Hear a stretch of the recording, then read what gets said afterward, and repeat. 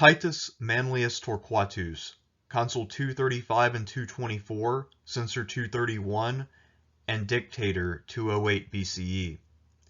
One of several men to hold the office of Dictator during the Second Punic War, Torquatus is also one of the more important.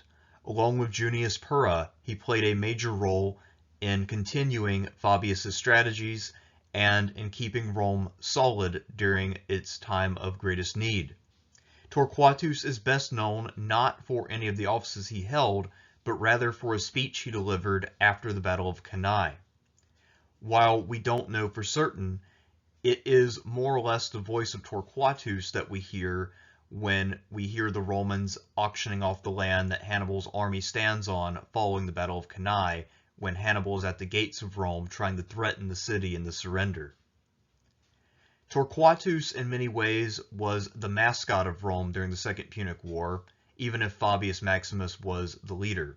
I would also argue that while Fabius was the primary political leader and certainly the most prominent of the conservative senators, Torquatus in a factional sense was closer to being the conservative leader.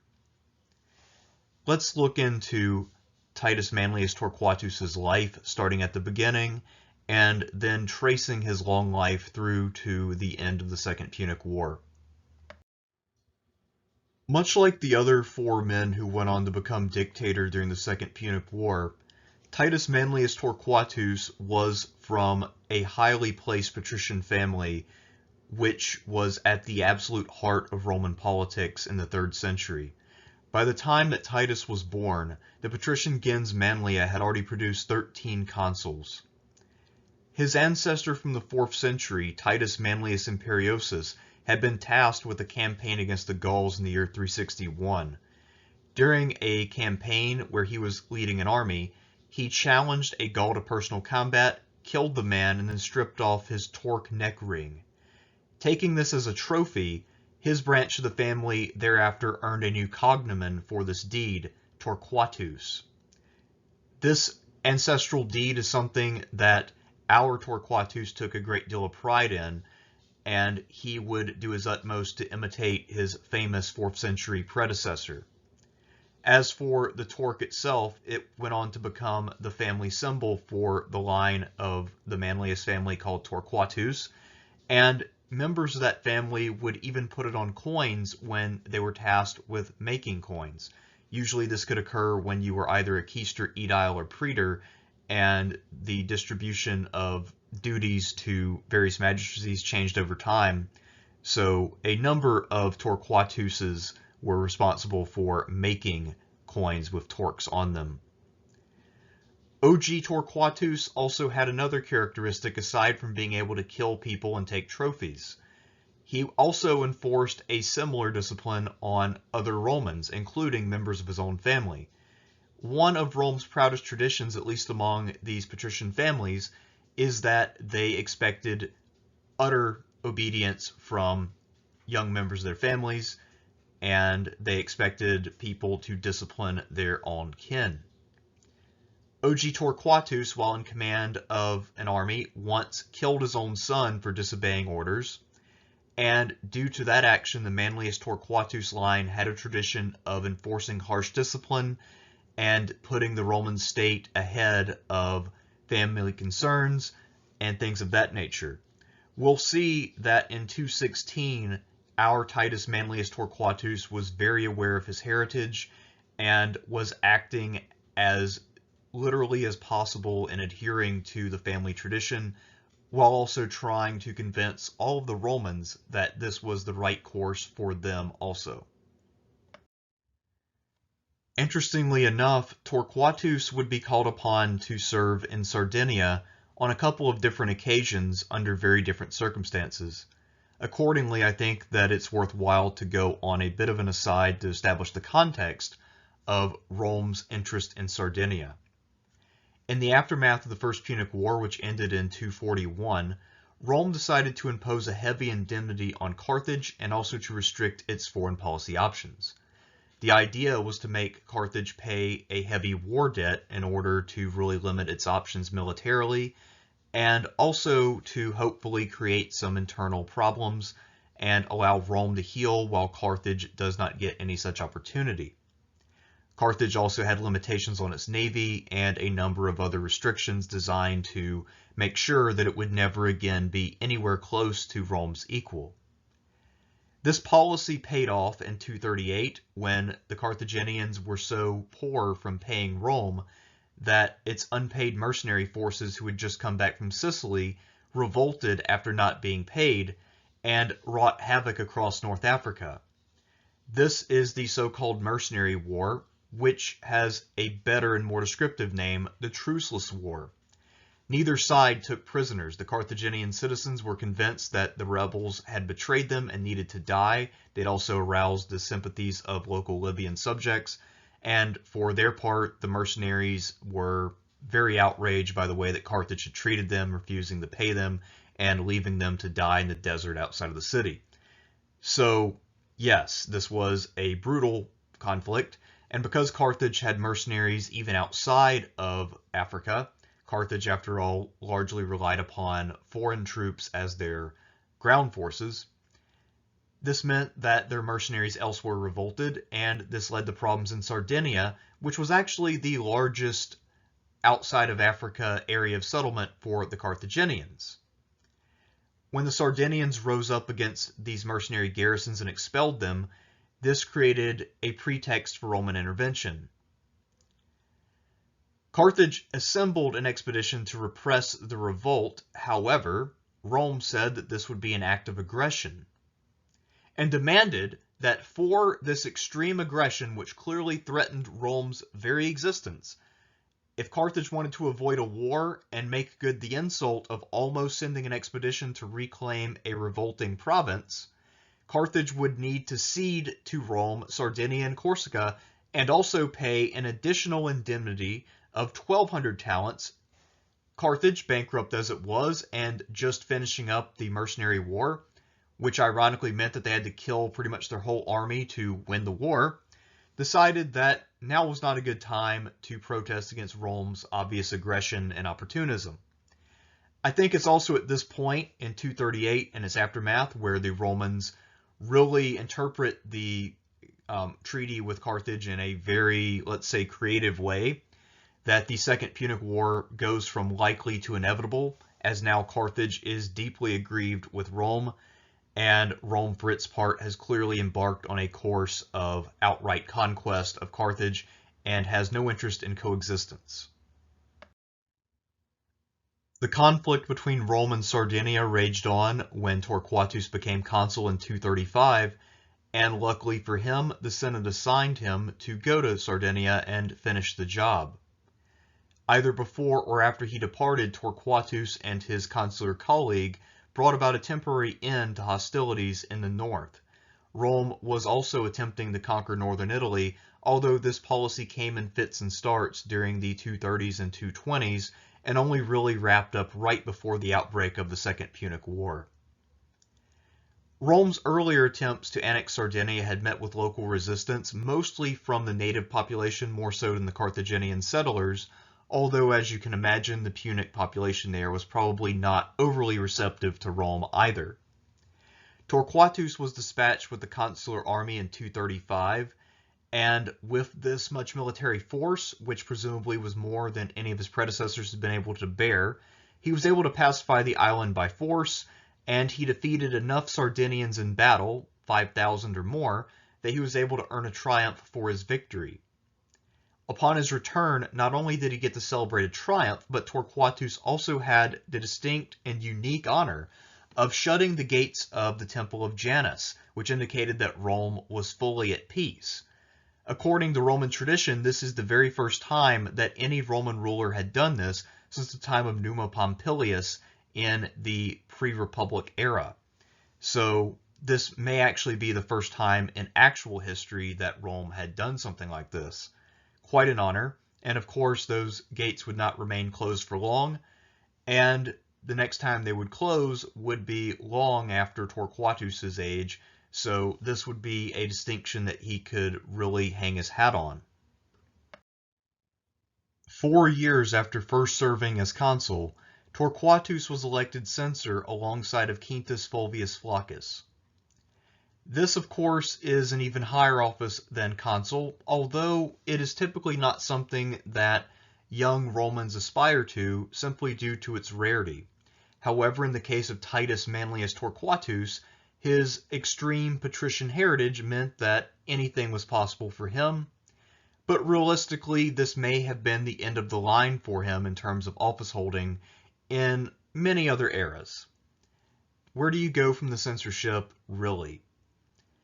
However, this censorship was a flawed one, and Torquatus and his colleague were not able to perform their duties properly. There was some unknown flaw in the method of their election, most likely some religious observance which was done incorrectly or ignored, and this made their election illegitimate, and therefore they were forced to step down and allow two other newly elected censors, one of whom was Fabius Maximus, the other was Marcus Sempronius Tuditanus, and they had to perform the lustrum, the ritual cleansing of the Roman people. Most likely, a lot of the actual duties of the censor were performed earlier by Torquatus and Fabius Flaccus, but we don't know for certain. So that is an interesting sort of blemish on Torquatus's career, I suppose you could say, and perhaps it was because of this sense of the office not really being completed that Torquatus would remain hungry for political distinction even after having climbed to the top of the mountain. Interestingly enough, sort of a side note, Livy describes Torquatus as censor prior, which is an otherwise unattested qualification. It would mean that he was the first or senior censor. And so far as I'm aware, there is no such thing, and there never was. It's interesting also, though, that later on, when the two of them will appear as a team of consuls in 224, Livy once again will refer to Torquatus as the consul prior, the first consul or senior consul. It's not exactly clear why he kept doing that. Perhaps he either was a fanboy of Torquatus, he was informed by Torquatus's descendants about that time period, and therefore had a little bit of family mythology mixed in with his account, or perhaps it's simply a reflection of that all too typical pro-patrician bias that we run into when we look at Roman history. I've mentioned in the past that there is good reason to be suspect of the account by Polybius and Livy, which places all the blame for Canaille on Varro and completely absolves Paulus. A similar thing applies here. There is no such office as consul prior or censor prior. They were equally censors and consuls. Torquatus, as an extremely well-positioned patrician, most likely was more prestigious, but legally speaking, he had no additional powers because of it. In 224, Torquatus was elected to a second term as consul, and once again he found himself as colleagues with Quintus Fulvius Flaccus. This time, the two men were consuls rather than censors, and their responsibilities were to be found on the battlefield rather than in the record room. The war in the north of Italy had reinitiated a couple years after Torquatus had overseen the closing of the Temple of Janus, and it had actually been reinitiated by none other than Fabius Maximus during his consulship. Both consuls, Torquatus and Fulvius Flaccus, were tasked with a campaign in the north, and the two of them were able to pull this off without any difficulty. The Boii had already suffered a number of defeats, and their morale was broken. With the arrival of a new large Roman army, the Boii quickly realized the hopelessness of their situation, and they decided to surrender before another major battle was fought. It was a bit uneventful, but nonetheless quite successful, and now Torquatus found himself in 224 with two very successful consulships under his belt and also a censorship. Again, in normal times, this would be a complete career, and especially when you factor in the triumph, he had an excellent career. Any Roman would be jealous of what he had achieved up to this point. Yet, greater things were to come for Titus Manlius Torquatus, although I imagine given the circumstances which created the opportunities which would enable him to really become an icon of Roman history, he would rather have left things as they were at this moment in 224. Some 8 years after his second consulship, the senior senator Titus Manlius Torquatus emerges once more onto the stage of history. It is now the wake of the Battle of Cannae in late 216. Rome has just sustained the greatest battlefield defeat in its entire history. The Senate is at a loss for what to do about the men who were taken on the field of battle. Since they have lost so many men, many in the Senate feel that it is incumbent upon them to recover whoever they can and at whatever cost Hannibal names. Hannibal, for his part, thinks that he is on his way to a negotiated peace with the Romans and that returning prisoners would show goodwill and do much to mend the fences and make way for a possible peace settlement. Hannibal accordingly gave a few of the POWs permission to travel back to the Senate as emissaries in order to arrange for a ransom payment. The men swore an oath that they would return regardless of the outcome of their mission, and it turns out that every single one of them upheld that oath, even a man who found a legal loophole out of it by returning to the camp on the pretext that he had forgotten something. The POWs, once they arrived before the Roman Senate, found a mostly receptive audience. They argued that they had fought more valiantly than the men who had broken out and fled under the command of the Consul Varro, and that to not pay for them after they had fought all night would be heartless and shameful. Furthermore, many of the men who had been captured were not frontline soldiers, but rather camp followers who had been overwhelmed by the victorious Carthaginian army. Before Torquatus stood up and spoke to his colleagues, other senators were debating only the means of payment. That is to say, they were arguing over whether the Senate itself should find state funds to ransom the prisoners, whether private individuals should have to ransom themselves, or whether the state should open up its treasury and allow individuals to take out private loans with which to ransom prisoners. Torquatus, as we'll see, had a very different stance on what should be done. Here is his full speech as recorded by Livy from Book 22, Chapter 60, verses 6 through 27.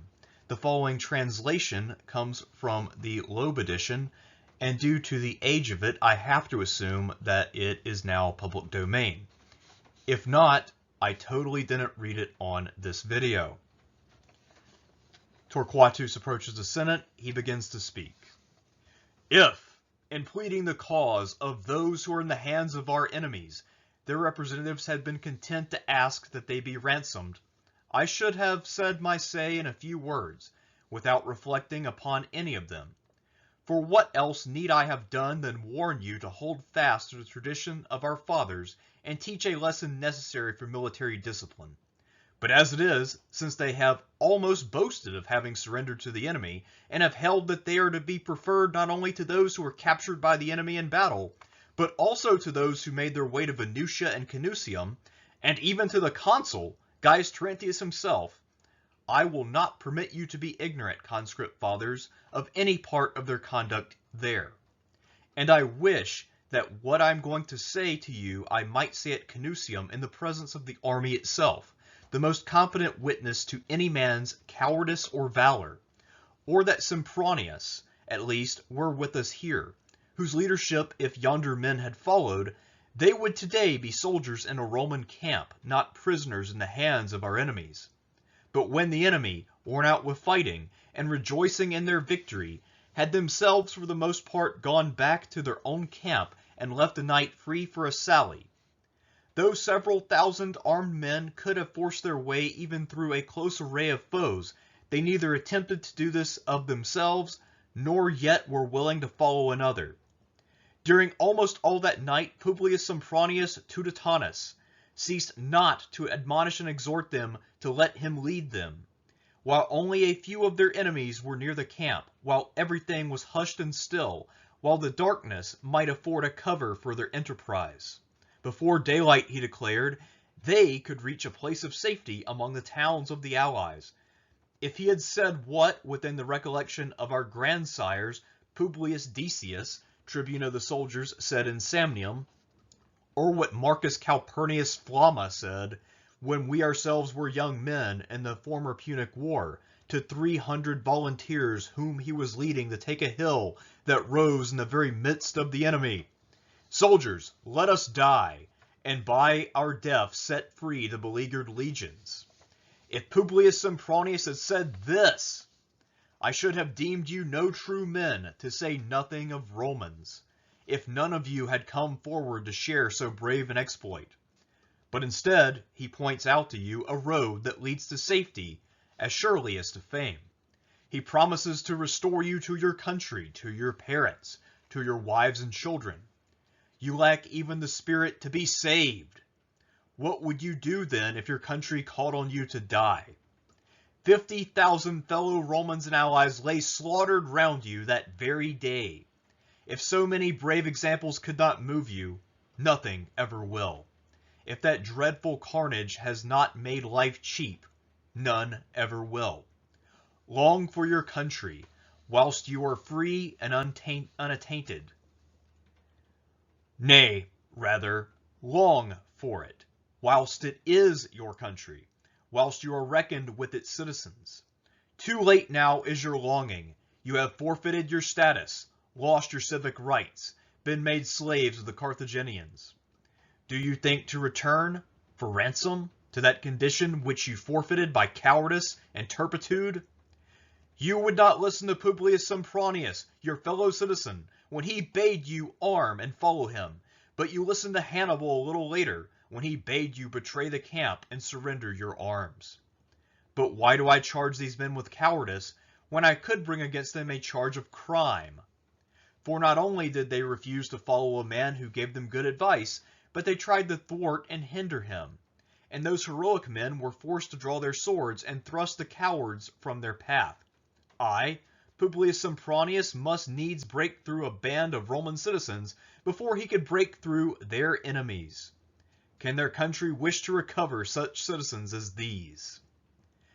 If the others had resembled these, she would possess today no single citizen of all those who fought at Cannae. Out of 7,000 soldiers, 600 were sufficiently courageous to force their way through and return to their country free and armed. Nor did these 600 encounter any opposition from the enemy. How safe then, think you, would have been their march if they had amounted almost to 2 legions? You would have today under arms at Canusium, conscript fathers, 20,000 brave and loyal men. But how can these men now be good and loyal citizens? For they themselves would hardly claim to be brave. Unless we are to believe that they helped their comrades to sally out, when in fact they tried to prevent the sally, or that they grudged not those men both the safety and the renown their courage has earned them, knowing, as they do, that fear and cowardice are the cause of their own disgraceful servitude. They had a good chance of escaping in the silence of the night, but preferred to hide in their tents and await both the day and the enemy. But perhaps, though they lacked the courage to sally forth, they had courage enough for a valiant defense of the camp. Perhaps they were besieged for several days and nights, and protected the rampart with their swords, and themselves with the rampart. And finally, after suffering the last extremities, when every support of life gave out and their strength was so impaired with hunger that they could no longer hold up their shields, they were overcome by the necessities of human nature and not by arms.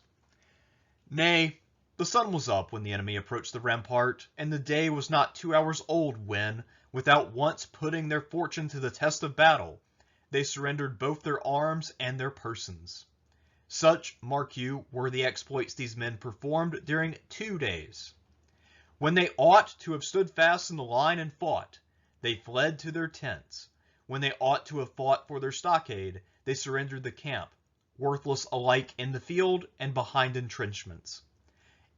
And you would have us ransom you. When it is time to sally from your camp, you hesitate and stop there. When it is needful that you stop and defend it with your swords, you hand over camp and swords and your own bodies to the enemy. No, conscript fathers, I would no more vote for ransoming these men than I would for giving those others up to Hannibal, who forced their way from the camp through the midst of the enemy, and by exerting the utmost valor, gave themselves back to their country. So here we can see that clearly Torquatus gave a pretty powerful speech and more or less called for the Senate to completely abandon these men to their fate. It was a harsh stand and one which I think left some scars. Now, of course, the text I just read was almost certainly an invention by Livy, who's just trying to capture what Torquatus might have said in that moment, and not a literal transaction of what he said. That being said, Livy does go on to describe how many in the Senate were weeping as they voted to not ransom the men, because quite a number of them had relatives and friends among the men who had been taken prisoner. Not to mention that they knew they were sacrificing thousands of men they couldn't easily replace. By the time this debate was going on, the Romans had already decided to arm 6,000 slaves, or excuse me, 8,000 slaves. This is around the same time that they had elected the dictator Junius Purra and his master of horse. So things were desperate, and this was Torquatus taking a major chance. I think the only reason his motion succeeded in large part is because the men seeking a ransom had miscalculated by trying to impugn the valor of the men who had broken out under Varro. A few months after the most important speech of his life, Torquatus found himself in Rome yet again during another important debate where he once again would have an outsized influence. In the winter of 216, Junius Purra, the dictator, and his master of horse Sempronius Gracchus had already left Rome in order to try to rebuild the army. However, as one of the praetors noted, the Senate itself was depleted after Cannae, and many of its finest members had fallen. There was a need to replace them with new men and try to get the institution rolling again. One senator had a proposal which was in line with a previous proposal put forward by a Latin delegation not long before. His idea was to have the Roman people elect 2 senators from each Latin group. This would create a more harmonious relationship between the Romans and the Latins at a time when the relationship was being strained by Hannibal's attempts to woo the Latins away.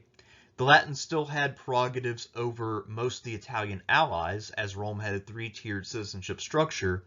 However, they still would have been quite heartened to receive more, and this would have been a gesture of good faith on Rome's part, and it may have helped with the defection of Capua not all that long after this.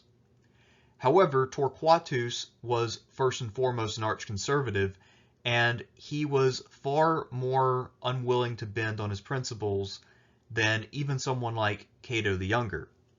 Rather than just address this man and give his opinion in a way which was measured, Torquatus instead absolutely exploded and almost low-key threatened the guy's life.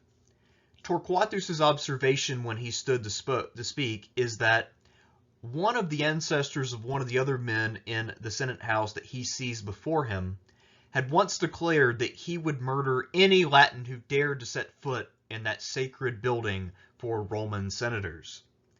This got all of the other conservative senators really chirping and angry, and the senator who had proposed the Latin proposal was now someone in danger. And now we see the difference between Fabius Maximus and Torquatus, and why the Romans as a whole tended to prefer Fabius Maximus, even if Torquatus definitely was sort of their mascot and sort of their fighting spirit in many ways. While Fabius Maximus was very much ideologically aligned with Torquatus, he did have some tact. He smoothed things over, and he said that what they should do is appoint someone to choose new senators, someone who is qualified. So what he did was he deflected from this issue of the Latins by appealing to the Senate's own sense of prerogative and saying that it should be some senior senator who appoints new senators rather than the people. Many people in the Senate felt that the reforms of the last 100+ years have been a mistake, that is, granting extra rights to elected assemblies over the prerogatives of the senators themselves. So what Fabius did was actually pretty brilliant. His idea was to recall the consul Varro to Rome, and he then would choose among the ex-censors to choose a second dictator who would then fill the vacancies. So while Fabius, in his own way, is every bit as conservative as Torquatus, he was an infinitely superior politician, and he also ensured that he accomplished some of his goals, that is, strengthening the Senate at the expense of the people, while also seeming to be a compromiser and making peace. Torquatus, whatever his merits and whatever following he may have had, never achieved the same kind of dignitas that Fabius had, and a lot of it is simply because he did not have the same political acumen. One of the major principles of the Republic is that members of the ruling class share power and allow others to have a chance at holding high office. However, during the exigency of the Second Punic War, half of the Senate or so were newly appointed members who did not have the necessary experience to hold high commands, so Rome would begin to recycle leaders over and over and over. And this included leaders who were past their prime physically and who otherwise would be retired in Rome. Among such men was none other than Titus Manlius Torquatus, who by this point is approximately 62 years old. In 215, he was elected Praetor, and he was sent with the Legion to Sardinia to replace the Roman commander there, Mucius, and also to suppress an uprising by a native leader named Hampsicera. At this time, Carthage decided to capitalize on Cannae by launching some secondary operations in order to hopefully take advantage of the Romans after they inevitably withdrew forces from some of their peripheral areas in order to save Italy. Rome, however, did not cave to this strategy and in fact fought very hard for its peripheral areas. Torquatus arrived with a fairly substantial force, as we'll see. Carthage's plan was to land an army and reclaim Sardinia. The commander they chose was named Hannibal the Bald, and he was sent with a combined naval and land force for the job. However, while he should have arrived before Torquatus, instead, luck had it that he was blown badly off course and ended up landing in the Balearic Islands. This also seems to me to be evidence of just how far the Carthaginian navy had fallen, since most of these men apparently had not sailed before. Otherwise, it's really hard to account for how they were blown that far off course while trying to reach Sardinia. There, Hannibal was approached by a more senior general named Hasdrubal, who apparently was bored with hanging out in the Balearic Islands, and who exercised his seniority to claim command. Now Hasdrubal would be in command, and while all of this was going on, and while Hasdrubal was overseeing the repair of all of these badly damaged ships, Torquatus arrived in Sardinia and began to reduce the rebels. Another quick side note about Torquatus's command in Sardinia. Sardinia is rather notorious for malaria, or at least it was during the Roman period, and it was far from a choice assignment. Mucius was gravely ill, so Torquatus was sent to replace him until such time as Mucius should recover. I think a lot of people assume that Mucius would not recover, and interestingly enough, our sources don't record whether or not he did. However, once Torquatus landed, he began to approach his task with a great deal of energy. Combining his legion with Mucius's existing forces, and then arming his sailors after he disembarked from his ships, Torquatus was able to amass an army of 22,000 infantry and 1,200 cavalry. His goal, no doubt, was to win swiftly before either Mucius could recover or before the rebels and the Carthaginians could link up. When he landed, he probably did not yet know that Hannibal's forces had not yet arrived. As for the rebel leader Hampsicera, he was off in a different part of the island trying to recruit a different ethnic group to join his revolt, and he had left his son Hostus in charge of an army near the coast where the Romans happened to land. For his part, Hostus was an overconfident young man, and he decided to fight a battle against Torquatus near the city of Corrales. Here he lost 3,000 men, and the army lost any form of cohesion or morale as they were routed completely. Hostus was then forced to flee to the capital of Cornus, where his father rejoined him with a few reinforcements, and here the rebellion most likely would have ended ingloriously with either an assault or a siege, if not for the arrival of Hasdrubal with his Carthaginian army. Now the game was on, and it was much more interesting. When he first learned of Hasdrubal's landing, Torquatus's first thought seems to have been that he did not want to be caught by a field army while trying to lay siege to the city of Cornus.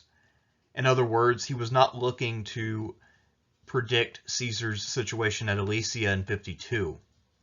Rather, he decided that a more prudent course of action would be to stake the Rome's strengths and fight a field action against an enemy army which was by no means homogeneous or very experienced fighting as a whole. So he withdrew to Corrales and then allowed Hasdrubal to link up with Hampsicera and then let them seek him out. Hasdrubal began to plunder, and it was at this juncture that Torquatus decided to step in and challenge him to battle while his men were not properly arrayed. However, it appears that Torquatus's men were also not quite positioned to strike a major blow, and this led to an unusually long battle, which probably was not well organized, and also most likely did not feature a full-on engagement at any one time, but rather different parts of the army being engaged at different moments. So over the course of several hours, what we see is that there was a lot of skirmishing for perhaps 4 hours, and then maybe at this point all of the men from both armies had arrived on the scene, and here is where Torquatus shows his knowledge of what the Romans do best, that is, an unstoppable infantry advance through unarmored opponents. He chose to focus his efforts against the Sardinians, who were much less armored than their Carthaginian counterparts, and he punched a hole through their lines with great slaughter. This left the Carthaginians exposed in the rout, and then they too got swept up in it, and probably lost a good number of men that way as well. Hostus, for his part, was killed in battle, and then Hampsicera fled from the field, but when he learned of the fate of his son, he committed suicide. The picture in the previous slide where Hampsicera is holding a dagger to his chest represents his suicide, and the picture dates from the 19th century when there was a great deal of Sardinian nationalism in the great age of 19th century nationalism. As for General Hasdrubal, he was captured along with Hannibal's younger brother Mago, who was along for the campaign. After mopping up the remaining resistance and taking the city of Cornus, Torquatus returned with his men. He brought grain and also tribute to Rome.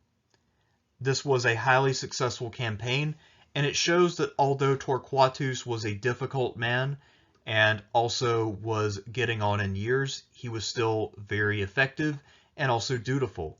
His campaign really helped to unravel Carthage's 215 plan even more, and ensured that Hannibal was not able to follow up his great victory at Cannae with any real substantial gain in 215 aside from the acquisition of Capua and the nominal declaration of war on Rome by Philip V of Macedon, One would think that Torquatus's conduct, however controversial during the aftermath of Cannae, and then his highly successful campaign in 215, which brought about one of the more impressive victories that Rome had in the immediate aftermath of Cannae, would have meant that his political prestige was high going forward. However, that wasn't necessarily the case because I think his abrasiveness must have really started to affect his success.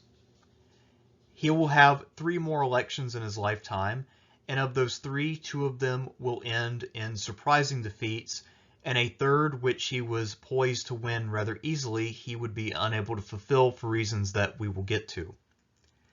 In 212, the first of these elections, he was eligible for the office of Pontifex Maximus after the death of Lucius Cornelius Lentulus Caudinus. If the scholar Broughton is right, then Torquatus would have joined the College of Pontifices at a young age, and therefore, as one of the oldest senators in 212, would have easily been one of the senior pontifices as well, and a pretty obvious candidate for the office. There was another man whose name I can't remember who also had a long and distinguished career, and who presumably was the major rival for the office. However, to the chagrin of both senior statesmen, the man who ended up winning the office was none other than Publius Licinius Crassus Dives, a much younger man who would not achieve his first consulship until the year 205 BCE. Dives means wealthy, and it should come as no surprise to you that this man is a direct ancestor of the more famous Crassus from the 1st century. So, effectively, if you're looking for a reason why Torquatus lost to Crassus Dives, I suggest that the entire explanation could be summed up by the name Dives, the wealthy. Crassus may have very much spent a good deal of money. We also know that there is a later Crassus who was a great orator, and that the most famous of the men named Crassus was pretty charismatic in addition to being wealthy, and also a pretty good speaker in his own right. If we combine that with Torquatus's sort of stodgy, abrasive personality, we can see why perhaps Crassus, with a little bit of liberal spending, may have been able to beat a living legend, despite the fact that he himself was only in his early 30s and had not yet held any office with Imperium. By 211, Rome was still, whenever possible, recycling proven commanders year after year in order to avoid putting someone in the field who was not able to hold his own against Hannibal. In 211, the Romans decided that Torquatus's turn had come once again, and they wanted to elect him to a third consulship. Apparently, Torquatus was not privy to this plan early on, and it was only while the 1st century was in the middle of voting that he learned that they intended to elect him. He was horrified at the prospect and immediately jumped up onto the rostra and started yelling at the voters and trying to dissuade them from electing him. He informed them that he currently was unable to see well enough to conduct his duties, especially on the field of battle, and that voters needed to look elsewhere if they were seeking leadership. The term in the source most likely was ophthalmia. The Romans and also the Greeks before them used this term rather loosely, and this is a good reflection of how little most ancients understood about eyesight and how that worked. Ophthalmia is just a very general term for eye disease and a lack of vision. It's unclear also if this was a temporary condition or if Torquatus's vision was permanently impaired by this point. At any rate, he continued to harangue them not to vote for him. And at first voters said, you know what, we'll elect whoever we want, damn you, and we're electing you. But Torquatus told them simply that if elected, he would refuse to serve. That apparently came across as powerful because Romans were very well aware of just how ambitious their leaders were, and to turn down power was a really poignant statement. Of course, this is highly reminiscent of William Tecumseh Sherman, who was once asked to run for president, and then he said that he would not run if asked and would not serve if elected. I have to wonder if Sherman had perhaps read about Torquatus. Probably so. So instead of re-electing Torquatus to a third consulship, instead the Romans were forced to turn to another man to replace him as the colleague for Marcus Claudius Marcellus. This also meant that both men were patricians again, but that would have been the case anyway with Torquatus. And at this point, the Senate was not really observing the old tradition, actually law, which required them to give plebeians an equal say in government. So we had a consulship of Marcus Claudius Marcellus for probably about the 5th time, and Marcus Valerius Livinus, who was consul for the first time and had recently distinguished himself in Greece, where he was trying to stir up the Aetolian League against Macedon in order to keep Philip V out of Italy and therefore out of the war in a meaningful way. Valerius Livinus, by the way, is someone I'll definitely have to cover in the future, as he's really one of the unsung heroes of the war and someone who is massively underrated and neglected. At this point, it's not quite clear whether Torquatus's eyes and body would have permitted him any more active field service, but perhaps that eye condition was more temporary. At any rate, that was definitely the high point of his career, being able to turn down a consulship, which people were desperate to bestow upon him. After that, he would suffer a few political setbacks. The first one occurred just a year later, when the office of Princeps Senatus was opened up by the death of Marcus Fabius Buteo, the former dictator who had helped to replenish the Senate. The Princeps Senatus at this time, according to the Mos Maiorum, the custom of the ancestors, was to appoint the person who had held the earliest consulship among the living senators. And of those senior consuls, it would usually go to the senior patrician. Later on, that would change some, but for now, it was still the senior patrician based on the date of his first consulship. And the person who was in line to inherit the role of Princeps Senatus was none other than Torquatus, who at this point had held pretty much every conceivable office outside of dictator. However, apparently the censors at the time had the option to interpret the rules a little differently if they so chose, and it turns out that one of the two censors, Publius Sempronius Tuditanus, had other ideas about who should become the Princeps Senatus. He thought that rather than giving it to the senior senator by virtue of earliest consulship, it should instead go to the most distinguished among the senior senators as a group, and that the person most deserving was Fabius Maximus. It's unclear exactly what, if anything, Torquatus said in his own defense, but I have to imagine that he was not terribly pleased by this development. Publius Sempronius Tuditanus was able to override the objections of his colleague who wanted to follow the Mos Maiorum, and the honor went to Fabius Maximus. Most likely, both the other censor and Torquatus himself found themselves in a quandary trying to explain why Fabius Maximus didn't deserve this honor. For Torquatus, this was definitely a slap in the face, as he was 2 years older than Fabius and was entitled to this. Both he and Fabius professed conservative values and really wanted to uphold Roman tradition, yet here was Fabius benefiting from the bending of that tradition, and he himself really getting screwed over when tradition was not being followed. So I imagine this was a deeply unpleasant moment in the life of Titus Manlius Torquatus.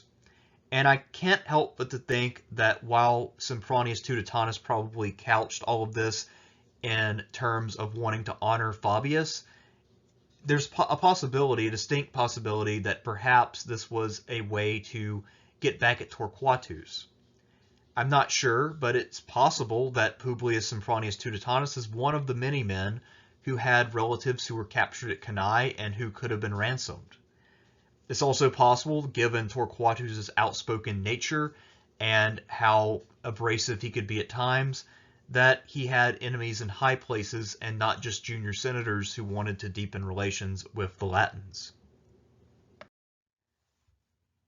After such a trio of electoral defeats, everyone probably assumed that Torquatus's days as an office-holding magistrate were over, and that from now on he would be simply an old guy in the Senate who was very opinionated and occasionally rather abrasive to the point of being borderline violent.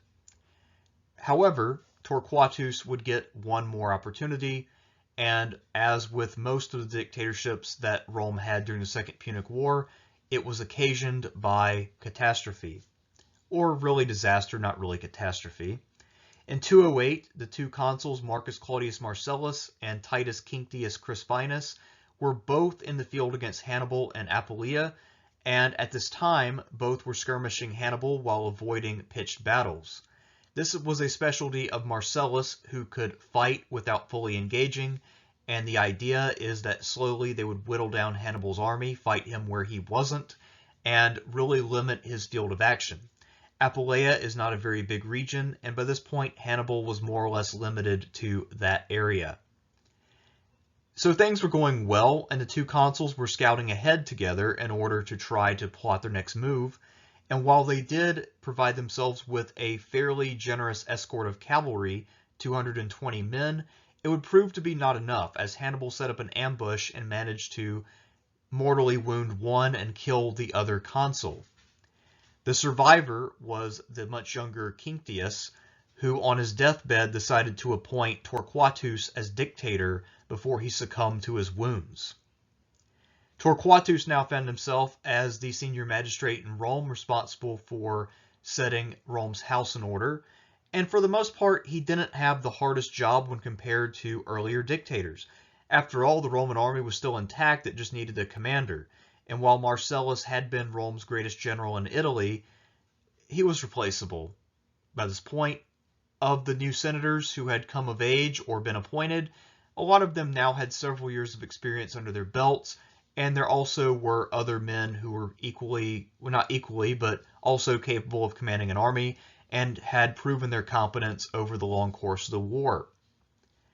After appointing Gaius Servilius Geminus as his master of horse, Torquatus then proceeded to preside over the great games which had been promised 5 years before. We don't know how he dealt with the leaderless Roman army, whether he took command in person, whether he dispatched his master of horse, or whether he chose a new general.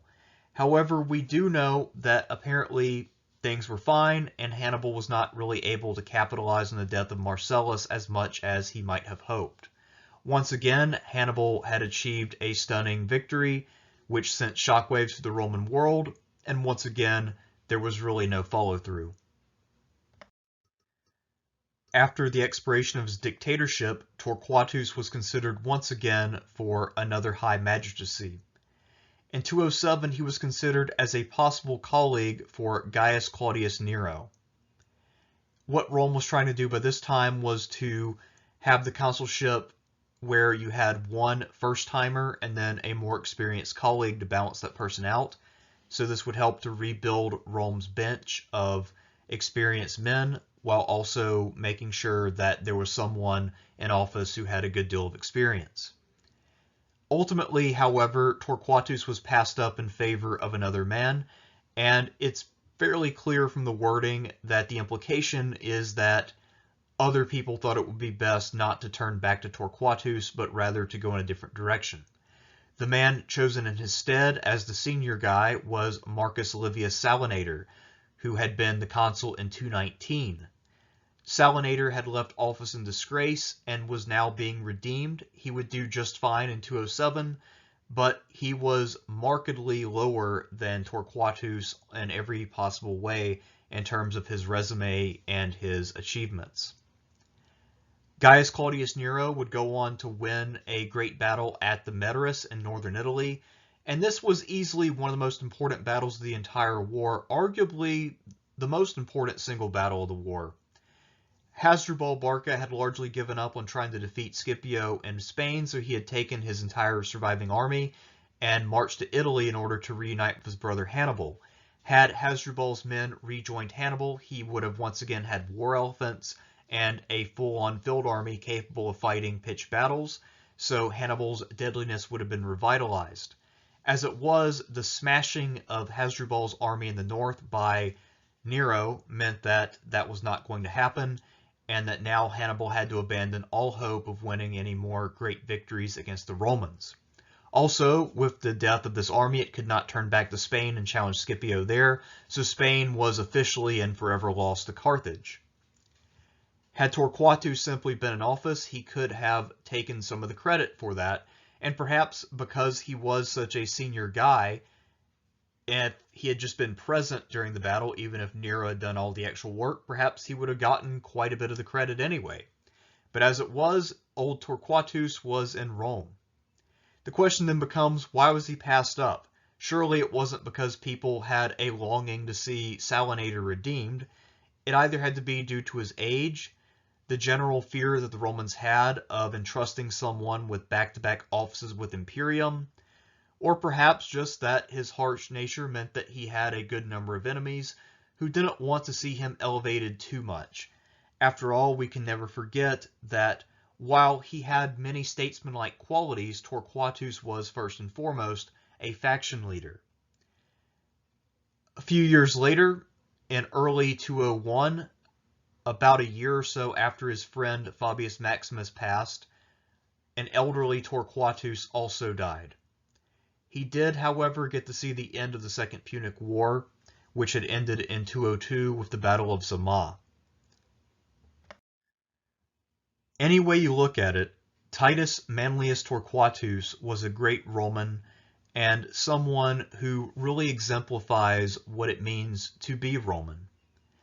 If I had to name anyone as the arch-conservative of Roman history, it would not be either of the Catos, nor would it be Fabius Maximus.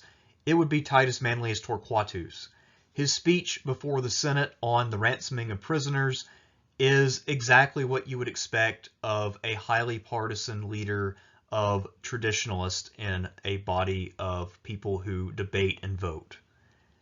I couldn't have imagined that going down any more stereotypically, if you will.